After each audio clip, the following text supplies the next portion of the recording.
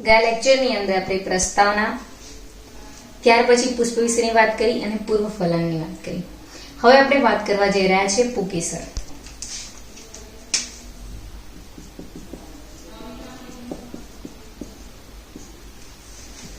લાક્ષણિક પુકેસર જે છે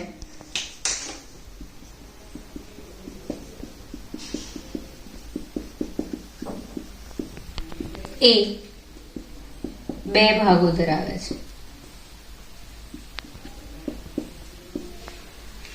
લાંબો અને પાતળા દંડ જેવો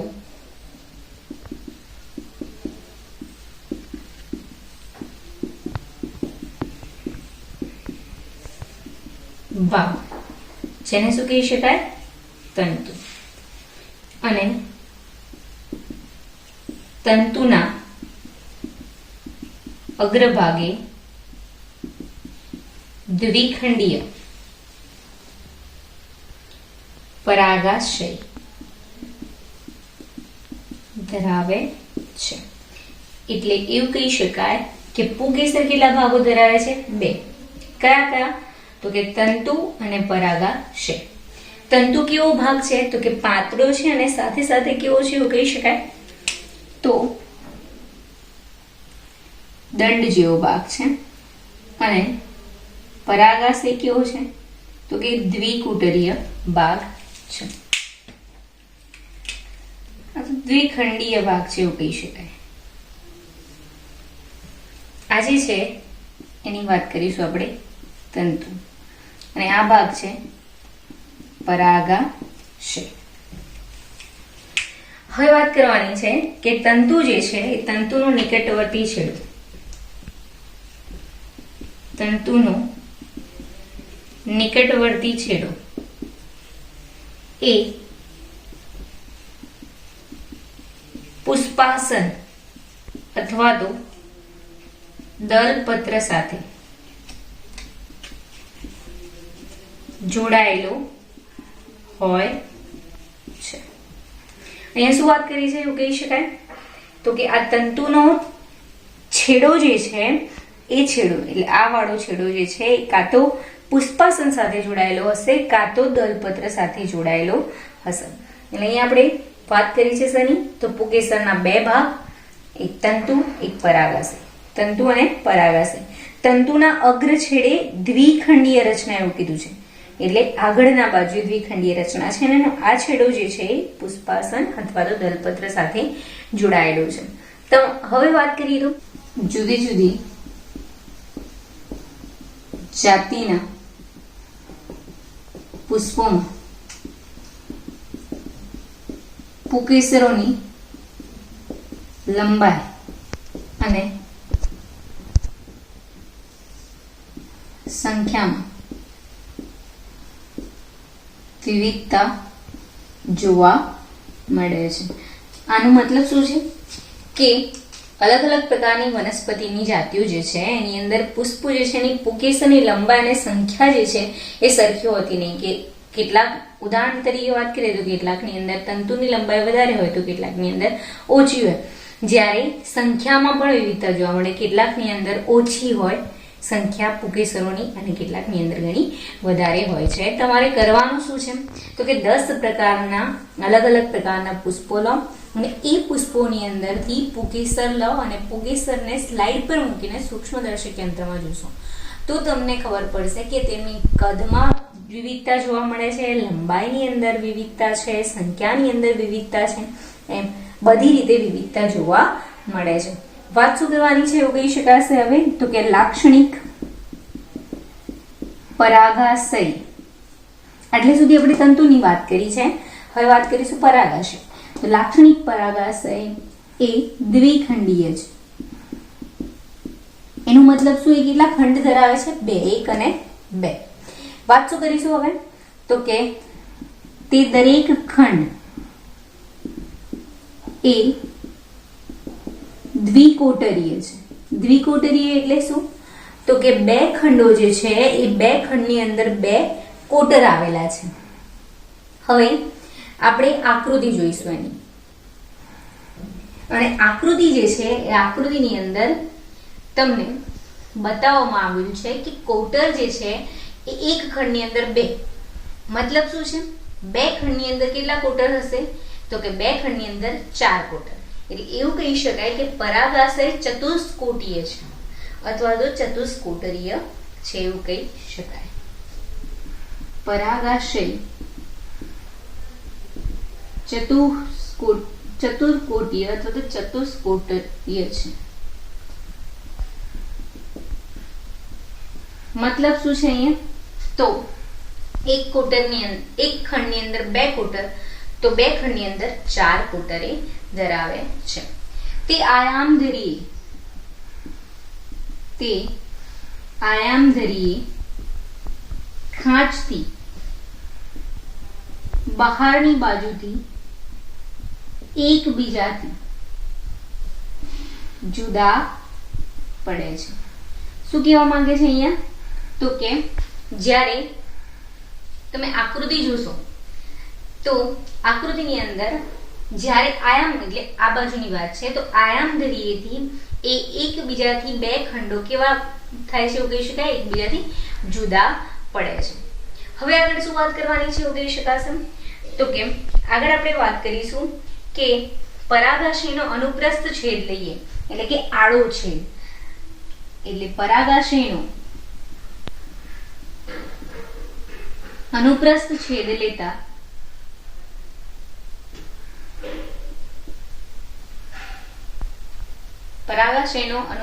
છેદ લેતા તેમાં રહેલી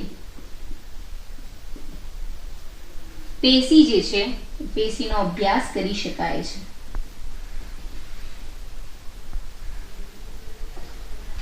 એટલે આટલું પહેલા આપણે જોઈએ, પછી આગળની વાત ફરીથી કરીએ. તો શું વાત કરી છે અહીંયા કે લાક્ષણિક પુંકેસર જે છે એ કેટલા ભાગ ધરાવે છે, તો કે 2. એક ભાગ છે લાંબો છે અને સાથે પાતળો છે, એને કહીશું તંતુ, અને તંતુના અગ્રભાગે શું છે, એવું કહી શકાય, દ્વિખંડીય રચના છે, જેને શું કહીશું, પરાગાશય. હવે તંતુનો જે નિકટવર્તી ભાગ એટલે કે આ ભાગ જે છે પુષ્પાસન સાથે અથવા તો એવું કહી શકાય કે તે દલપત્ર સાથે જોડાયેલો છે. હવે વાત શું કરવાની છે કે જુદી જુદી જાતિના પુષ્પોમાં પુંકેસરની લંબાઈ અને સંખ્યા એટલે બંનેની અંદર શું જોવા મળે છે, વિવિધતા. પુંકેસરોની લંબાઈ પણ જુદી જુદી હોઈ શકે છે અને એની સંખ્યા પણ જુદી જુદી હોઈ શકે છે. પરાગાશય કેવું છે, દ્વિખંડીય, એક ખંડ આ છે અને બીજો ખંડ આ છે, એટલે દ્વિખંડીય છે, પણ દરેક ખંડ જે છે એ કેવો છે, એવું કહી શકાય, દ્વિકોટરીય. એટલે એક ખંડની અંદર કેટલા કોટર, 2. તો પરાગાશય કેવું થયું, ચતુષ્કોટીય. હવે શું વાત કરીશું, જ્યારે એને આયામધરીય જોઈશું ત્યારે પરાગાશય કેવી રચના જોવા મળશે, એવું કહી શકાય, તો કે વચ્ચેથી 2 ખંડોથી એકબીજાથી જુદા પડતી રચના જોવા મળે છે. પરાગાશયનો અનુપ્રસ્થ છેદ લેતા તેમાં રહેલી પેશીઓનો આપણે અભ્યાસ કરી શકીએ છીએ. હવે આગળ વાત કરવાની છે પરાગાશયના અનુપ્રસ્થ છેદમાં તે દ્વિખંડીય સ્પષ્ટ થાય છે. મતલબ શું છે, તો કે એનો જ્યારે અનુપ્રસ્થ છેદ લઈએ છીએ, આડો છેદ લઈએ છીએ, ત્યારે કેવું દેખાય છે, દ્વિખંડીય. એનો મતલબ શું છે, તે 4 બાજુ ધરાવતી ચતુષ્કોણીય રચના છે. મતલબ શું છે, 4 બાજુ ધરાવતા, 4 બાજુ હોય તો 4 એ 4 શું હોય, ખૂણા, અને તે દરેક ખૂણે એક લઘુ બીજાણુ ધાની આવેલી હોય છે. શું કહેવા માંગે છે અહીંયા, તો કે દ્વિખંડીય રચના સ્પષ્ટ થાય છે, પણ આપણે વાત કરીએ એ પ્રમાણે દ્વિખંડીય છે, પણ દ્વિખંડની અંદર એક ખંડની અંદર કેટલા કોટર, 2. તો એકચ્યુઅલી એ કેવી રચના છે, એવું કહી શકાય, ચતુષ્કોટરીય.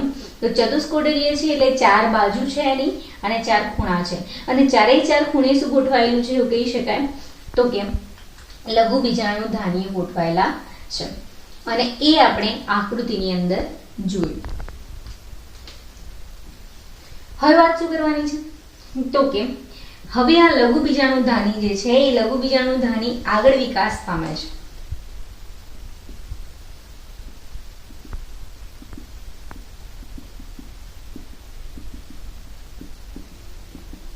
અને એ લઘુબીજાણુ ધાની એ પરાગ કોથળીમાં વિકાસ પામે છે. તે પરાગ કોથળીમાં નિર્માણ પામે છે.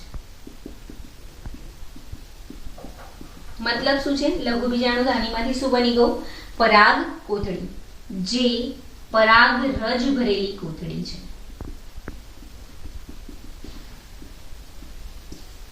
એટલે આગળ આપણે તંતુ વિશેની વાત કરી ચૂક્યા છીએ. હવે આપણે પરાગાશય કેવું હોય છે તો કે લાક્ષણિક પરાગાશય દ્વિખંડી છે. એક ખંડની અંદર કેટલા કોટર છે? 2. તો એક ખંડમાં 2, તો 2 ખંડની અંદર કેટલા? તો કે 4. એટલે પરાગાશય કેવું છે? ચતુષ્કોટરીય અથવા ચતુઃકોટરીય પણ કહી શકાય. અને એની આયામધરી ખાંચથી કેવું પડે છે? એકબીજાથી જુદું પડે છે. એનો અનુપ્રસ્થ છેદ લઈને આપણે તેનો પેશીનો અભ્યાસ કરી શકીએ છીએ અને સાથે સાથે અનુપ્રસ્થ છેદ લઈએ ત્યારે શું સ્પષ્ટ થાય છે? તે દ્વિખંડીય છે. ત્યાર પછી શું વાત કરીશું? તે 4 બાજુઓ ધરાવે છે, સાથે સાથે 4 ખૂણાઓ, એટલે 4 બાજુ ધરાવતા ચતુષ્કોણીય રચના છે. એના દરેક ખૂણે એક શું આવેલું છે? લઘુબીજાણુ ધાની. અને એ લઘુબીજાણુ ધાની આગળ વિકાસ પામે છે અને એ વિકાસ પામીને શું બને છે? પરાગ કોથળી. પરાગ કોથળી શું છે? તો કે પરાગરજ ભરેલી કોથળી છે. હવે આપણે નેક્સ્ટ વાત કરવાની છે એ છે લઘુબીજાણુ ધાનીની રચના.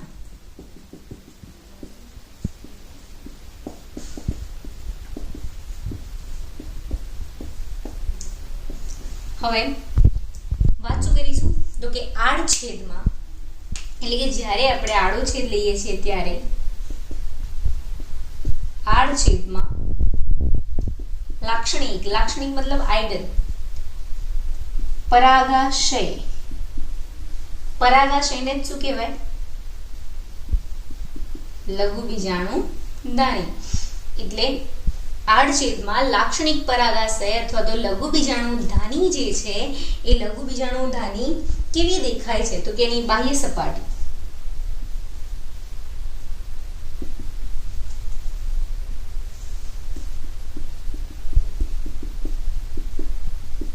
ગોળાકાર દેખાય છે. તે 4 દિવાલીય સ્તરો ધરાવે છે. તે 4 દિવાલીય સ્તરો ધરાવે. શું મતલબ છે? તો કે એક લઘુબીજાણુ ધાનીની આસપાસ કેટલા દિવાલીય સ્તરો છે? કેટલા સ્તરની દિવાલ બનેલી છે એવું કહી શકાય? 4. એ 4 સ્તરોની વાત કરીએ તો કયા કયા છે?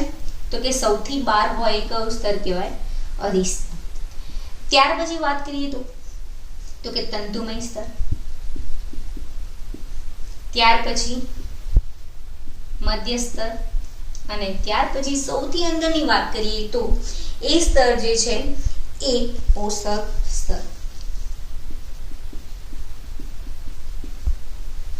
હવે વાત કરવાની છે કે આ 3 સ્તર એટલે કયા કયા? અધિસ્તર, તંતુમય સ્તર અને મધ્ય સ્તર જે છે એનું કામ શું છે?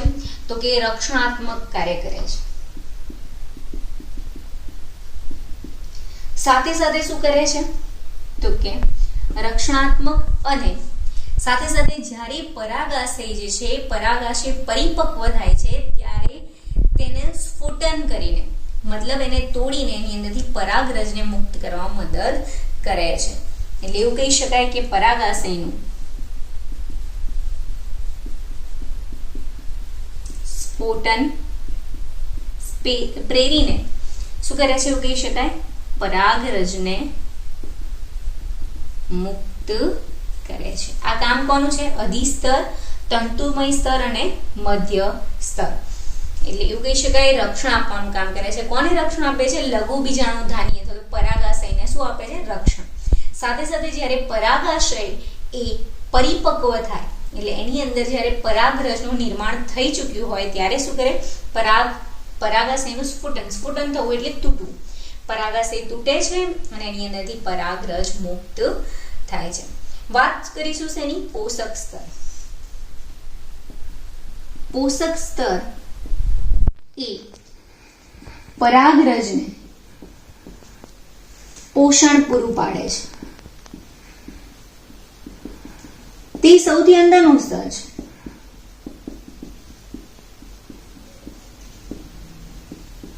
મતલબ શું છે અહીંયા? તો કે પોષક સ્તર સૌથી અંદર છે અને કોના સંપર્કમાં રહેલું છે? પરાગરજના સંપર્કમાં. અને શું કરે છે એવું કહી શકાય તો કે પરાગરજ જે છે પરાગરજને શું પૂરું પાડશે? પોષણ પૂરું પાડે છે. હવે શું વાત કરવાની છે કે પોષક સ્તર જે છે પોષક સ્તર ના કોષો, પોષક સ્તર જે છે પોષક સ્તરના કોષો ઘટ્ટ કોષરસ ધરાવે છે. મતલબ એનો કોષરસ કેવો છે? જાડો છે, ઘટ્ટ છે અને તે એક કરતા વધારે કોષ કેન્દ્રો ધરાવે છે. નોર્મલી શું હોય છે એવું કહી શકાય, સામાન્ય રીતે શું હોય છે? એક કોષમાં એક કોષ કેન્દ્ર હોય છે. પરંતુ પોષક સ્તરના કોષો છે એની અંદર એક કરતા વધારે શું જોવા મળે છે એવું કહી શકાય તો કે કોષ કેન્દ્રો જોવા મળે છે. હવે આગળ વાત શું કરીશું એવું કહી શકાશે તો કે જ્યારે પરાગાશય તરુણ થાય છે ત્યારે, જ્યારે પરાગાશય તરુણ થાય છે ત્યારે સઘન રીતે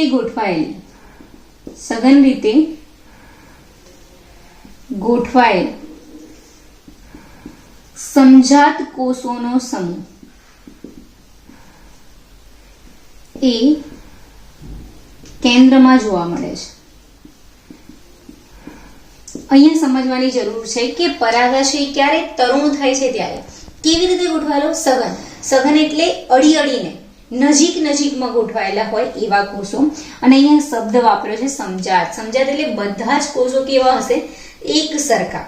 તો સઘન રીતે ગોઠવાયેલા સમજાત કોષોનો સમૂહ ક્યાં ગોઠવાશે? કેન્દ્રમાં. કેન્દ્ર ન હોય તો તમે મધ્યમાં ગોઠવાય છે અથવા મધ્યમાં જોવા મળે છે એવું કહી શકો.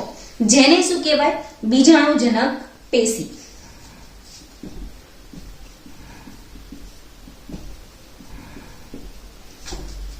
એટલે શું વાત કરી છે અહીંયા આપણે તો કે લઘુ બીજાણુધાનીની રચના. આટલી જ લઘુ બીજાણુધાનીની રચના. શું શરૂઆતમાં વાત કરીએ તો કે આડછેદમાં અથવા અનુપ્રસ્થ છેદની અંદર લાક્ષણિક પરાગાશય અથવા તો લઘુ બીજાણુધાની કેવી દેખાય તો કે બહારથી એની રચના કેવી છે? ગોળાકાર છે. તેના દિવાલીય સ્તરો કેટલા છે? 4. અધિસ્તર, તંતુમય સ્તર, મધ્ય સ્તર અને પોષક સ્તર. એમાંથી પહેલા 3 સ્તર બહારના જે છે અધિસ્તર, તંતુમય સ્તર અને મધ્ય સ્તર રક્ષણાત્મક અને પરાગાશયનું સ્ફોટન પ્રેરે છે અને પરાગરજને મુક્ત કરવાનું કામ કરે છે. આ 2 કામ કોના? તો કે આ 3 સ્તરના. વાત કરીશું કોની? પોષક સ્તરની. પોષક સ્તરનું કામ શું છે? પરાગરજને પોષણ પૂરું પાડે છે. તે સૌથી અંદરનું સ્તર છે. સાથે પોષક સ્તરના કોષો કેવા છે તો કે ઘટ્ટ કોષરસ ધરાવે છે. તે એક કરતા વધારે કોષ કેન્દ્ર ધરાવે છે. આ પોષક સ્તરના કોષોની લાક્ષણિકતા છે. હવે શું વાત કરીશું? જ્યારે પરાગાશય તરુણ થાય છે ત્યારે એના મધ્યની અંદર સઘન રીતે ગોઠવાયેલા કેવા કોષો તો કે સમજાત કોષો એટલે એક સરખા કોષો જે એકબીજા સાથે ગાઢ રીતે ગોઠવાયેલા છે તેવા કોષોનો એક સમૂહ રચાય છે કેન્દ્રની અંદર. અને એ પેશીને શું કહેવાશે? બીજાણુજનક પેશી. હવે આપણે વાત કરીશું લઘુ બીજાણુજનન.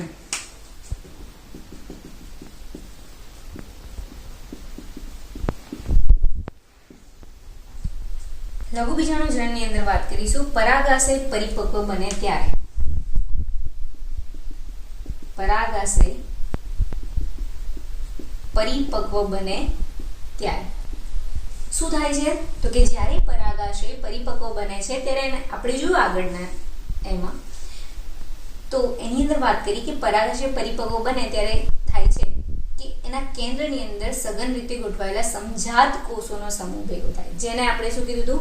બીજાણુજનક પેશી. તો પરાગાશય પરિપક્વ બને ત્યારે બીજાણુજનક પેશી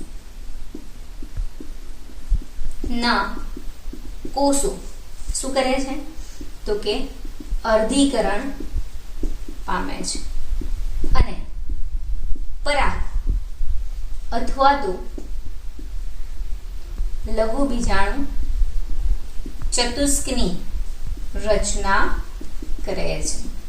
શું વાત કરીશું તો કે જ્યારે પરાગાશય પરિપક્વ બને ત્યારે એના કેન્દ્રમાં શું છે? બીજાણુજનક પેશી. એ શું કરશે? અર્ધીકરણ થશે એટલે એમાંથી કેટલા કોષ? એક કોષ જે છે એ કોષો બીજાણુજનક પેશીના કોષો જે છે એની અંદરથી કોણ નિર્માણ થશે તો કે અર્ધીકરણના અંતે 4 કોષો પરાગ ચતુષ્ક અથવા તો એને શું કહેવાય લઘુ બીજાણુ ચતુષ્કની રચના કહે છે. હવે શું વાત કરીશું તો કે બીજાણુજનક પેશીના દરેક કોષો પરાગ ચતુષ્ક અથવા તો લઘુ બીજાણુ ચતુષ્ક રચવાની ક્ષમતા ધરાવે છે. અહીંયા શું કહેવા માંગે છે તો કે લઘુ બીજાણુજનક બીજાણુજનક પેશીના દરેક કોષો બીજાણુજનક પેશીના દરેક કોષો એ પેશી છે એટલે કોષોનો સમૂહ છે. આ દરેકે દરેક કોષ પરાગ ચતુષ્ક અથવા તો લઘુ બીજાણુ ચતુષ્ક રચવાની ક્ષમતા ધરાવે છે. દરેકે દરેક કોષમાંથી લઘુ બીજાણુ ચતુષ્ક બની શકે છે. હવે શું વાત કરવાની છે એવું કહી શકાય તો કે તે દરેક શું છે તો કે એ દરેક જે છે એ દરેક પરાગ અથવા તો લઘુ બીજાણુ માતૃકોષ છે એવું કહી શકાય. તે દરેક ક્ષમતાપૂર્ણ પરાગ અથવા તો લઘુ બીજાણુ માતૃકોષ છે. કોની વાત કરી છે એવું કહી શકાય તો કે બીજાણુજનક પેશીના કોષો પરાગ ચતુષ્ક અથવા તો લઘુ બીજાણુ ચતુષ્ક રચવાની જે ક્ષમતા ધરાવે છે એ દરેકે દરેક કોષો છે ક્ષમતાપૂર્ણ પરાગ અથવા તો લઘુ બીજાણુ માતૃકોષ છે. હવે વ્યાખ્યા કરીશું કોને કહેશું લઘુ બીજાણુ જનન. તો લઘુ બીજાણુ જનન એટલે શું તો કે પરાગ માતૃકોષમાંથી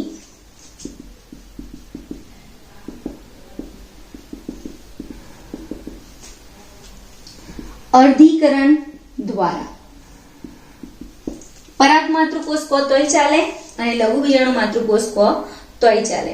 એમાં અર્ધીકરણ દ્વારા લઘુ બીજાણુ સર્જવાની ક્રિયાને અથવા તો પ્રક્રિયાને શું કહેવામાં આવે છે એવું કહી શકાય લઘુ બીજાણુ જનન. જનન એટલે શું તો મેં પહેલા જ તમને શીખવ્યું છે કે જનન એટલે શું ઉત્પન્ન કરવું બનાવવું. શું વાત કરી છે શેની અંદરથી લઘુ બીજાણુ બને છે પરાગ માતૃકોષ અથવા તો પરાગ માતૃકોષ ના કેવું હોય તો લઘુ બીજાણુ માતૃકોષ. લઘુ બીજાણુ માતૃકોષ એટલે એવો કોષ એવો માતૃકોષ કે જેની અંદરથી લઘુ બીજાણુ બને છે. તો લઘુ બીજાણુ માતૃકોષમાંથી લઘુ બીજાણુ બનવાની અથવા તો સર્જવાની જે ક્રિયા છે એને શું કહીશું આપણે લઘુ બીજાણુ જનન. હવે શું વાત કરવાની છે એવું કહી શકાશે તો કે જ્યારે લઘુ બીજાણુ સર્જાય ત્યારે તે 4 કોષોના સમૂહમાં હોય છે.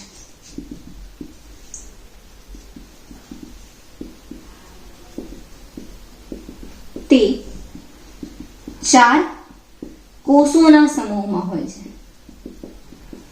એટલે જ તો આપણે એને શું કહીએ છીએ એટલા માટે આપણે એને અહીંયા કીધું લઘુ બીજાણુ ચતુષ્ક અથવા તો એને શું કહીએ છીએ પરાગ ચતુષ્ક. કારણ કે કેટલા કોષો સર્જાય છે અર્ધીકરણને અંતે 4 એટલે 4 કોષો જે છે એને આપણે શું કહીશું ચતુષ્કની રચના કરીશું. હવે આગળ વાત શું કરવાની છે એવું કહી શકાય તો કે હવે જ્યારે પરાગાશય પરિપક્વ બને અને શુષ્ક બને ત્યારે